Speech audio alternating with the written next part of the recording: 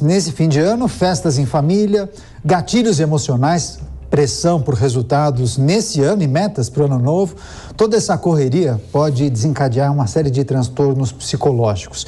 Por essa razão, a gente vai conversar agora com a doutora Camila Esponto. Ela é terapeuta de alto impacto, neurocientista, que vai dar dicas de como manter a saúde mental em meio a tanta pressão. Doutora, seja muito bem-vinda mais uma vez aqui à Jovem Pan News. Olá, muito obrigada, um prazer estar aqui, prazer falar com vocês e já quase um feliz ano novo a todos.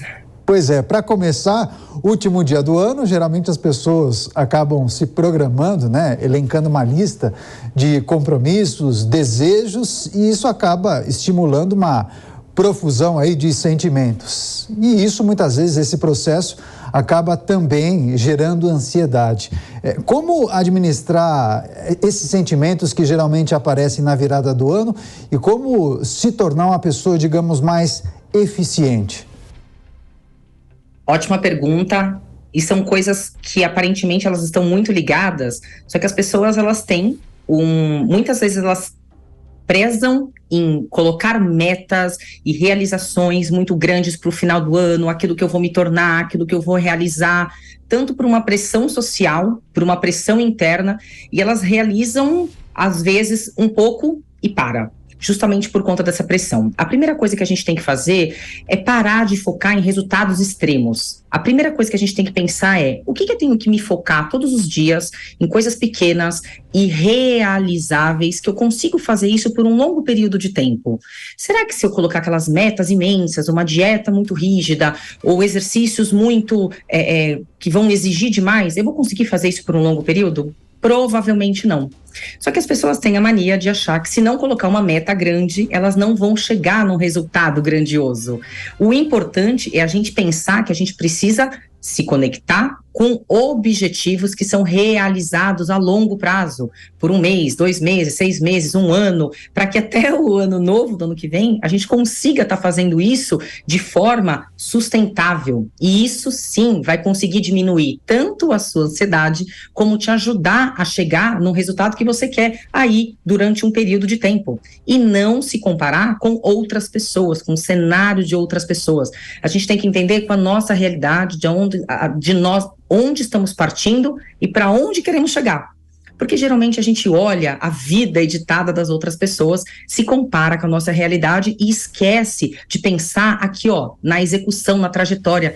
E isso traz para nós um peso tão grande de ansiedade e de frustração que junta com o que a gente está fazendo agora, com a frustração do que a gente não tinha no ano passado, e ao decorrer do ano a gente soma frustração, mas ansiedade e com o fato da gente não ter alcançado.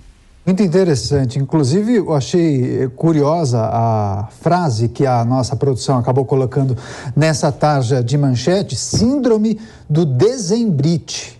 Muitas pessoas acabam justamente apresentando esse tipo de comportamento no finalzinho do ano, quando estão elaborando essa lista de desejos e de programações para o ano novo que se aproxima. Agora, naturalmente, esse período acaba sendo uma excelente oportunidade das pessoas fazerem diferente, né? É como se fosse uma nova oportunidade para ela tentar começar do zero, tentar iniciar o ano acertando mais do que errando, fazendo uma avaliação daquilo que ela não conseguiu eventualmente realizar no ano que se encerra.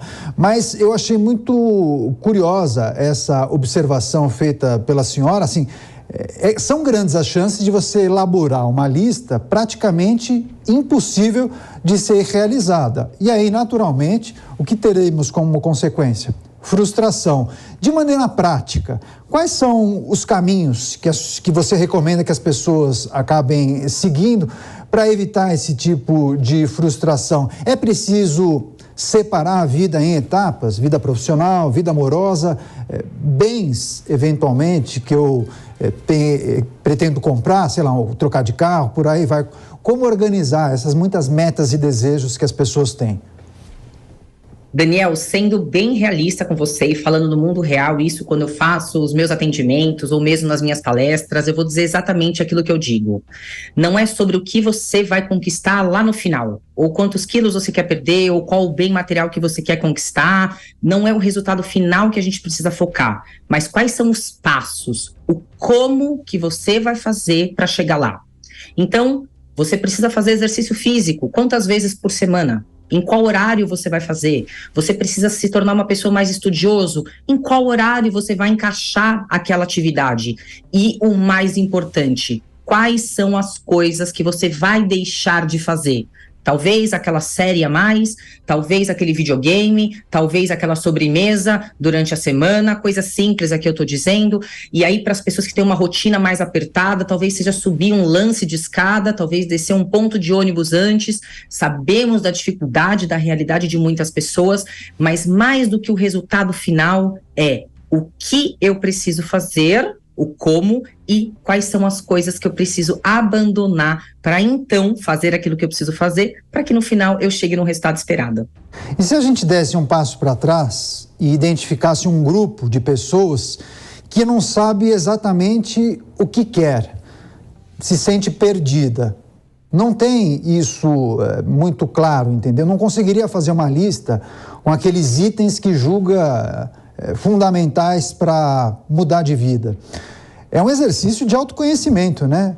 É preciso o quê? Buscar um profissional, porque a gente tem observado também vários profissionais, os coaches que fazem muito sucesso nas redes sociais, mas nem sempre eles acabam vendendo alguma coisa que faça bem para a pessoa. Muitas vezes eles acabam fazendo mal. Queria que você trouxesse também a sua impressão em relação a isso. Eu acho que profissionais ruins a gente vai ter em todas as áreas, né? E hoje é muito fácil você ter uma certificação, seja de qualquer que seja a área, e infelizmente isso vai acontecer, e na área da saúde mental isso tem acontecido. Mas sim, um profissional, ele vai te ajudar a definir os objetivos da sua vida. E aí, é o que você falou, voltando um pouco, o que tem te incomodado? Às vezes um profissional vai ajudar a pessoa a fazer uma investigação daquilo que não está bem para ela. Porque às vezes a pessoa não vai ter tanta clareza, ela não sabe por onde começar, e uma investigação muito importante vai trazer uma profundidade daquilo que está deixando a pessoa com um sentimento de frustração. E talvez ela não vai ter clareza que é referente a um bem material, ou é sobre um trabalho, ou principalmente porque ela precisa de mais conhecimento. E respondendo a sua pergunta, um profissional bem instruído, ele vai ter clareza, sim, para definir objetivos e, principalmente, cutucar, eu vou usar um termo aqui mais popular, cutucar quais são as áreas que está trazendo um nó na garganta, um nó no pescoço, fazendo as investigações. E nós, como profissionais, vamos dizer assim, da mentalidade, a gente tem as perguntas certas para poder investigar e fazer com que a própria pessoa descubra, através dos nossos questionamentos ali, o que está doendo, porque às vezes está por trás, né? Às vezes tem a gente chama de um véu, uma cortina que está tampando ali a visão da pessoa, que impede ela de enxergar algumas coisas que a própria cabeça, às vezes, impede a pessoa de ver.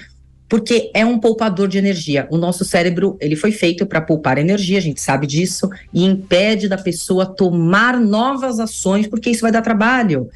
Qualquer mudança de vida, em qualquer área da nossa vida, seja ela grande ou pequena, área física, sentimental, espiritual, demanda energia. E o nosso cérebro vai contra. Então, ele vai tentar mascarar situações, e um profissional adequado vai ajudar, sim, a pessoa a encarar de frente e descobrir até aquilo que ela não está tendo clareza de ver.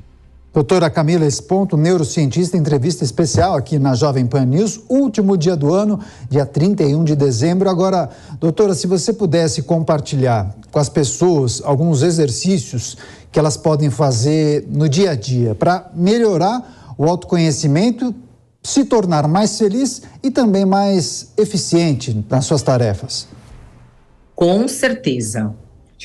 A primeira coisa, e eu sempre falo isso em todas as minhas palestras, nas minhas redes sociais, toda pessoa que bate meta pequena, bate meta grande também. Existe uma positividade tóxica por aí, falando de produtividade, de realizar o máximo. O exercício diário é sempre melhor que ontem, pior que amanhã. Se analisar o que você tem realizado ontem é o exercício fundamental. planejar o próximo dia. Sem planejamento de uma refeição, de um estudo, ou até da oração que você vai fazer de manhã, da marmita, da lancheira, de um estudo, você não consegue ser efetivo. Então, o primeiro exercício é: planeje o seu dia seguinte. Por menor que seja o seu planejamento, faça isso. Não se preocupe com o objetivo final. Faça pequenas coisas todos os dias que vão te levar a ser a pessoa que você vai se transformar para conquistar aquela determinada coisa em qualquer área da sua vida. Lembre-se sempre, não ignore os pequenos detalhes, tanto para o bem quanto para o mal. Ah, é só uma coisinha pequena, é só um deslize, ou é só um aprendizado pequeno. Lembre-se que a soma dos poucos te leva para o topo. Então, o planejamento, você não ignorar os pequenos detalhes, você ser sempre constante, isso no final de um mês, um ano, 10 anos, vai te levar aí à realização das suas metas e com certeza vai te deixar com menos ansiedade. Isso, doutora Camila Esponto, neurocientista, metas para 2024, planejamento, saúde mental e também autoconhecimento, assuntos tratados nessa entrevista. Doutora, muito obrigado pela participação, boa passagem de ano e volte mais vezes aqui à Jovem Pan News. A todos vocês, até já. Até mais.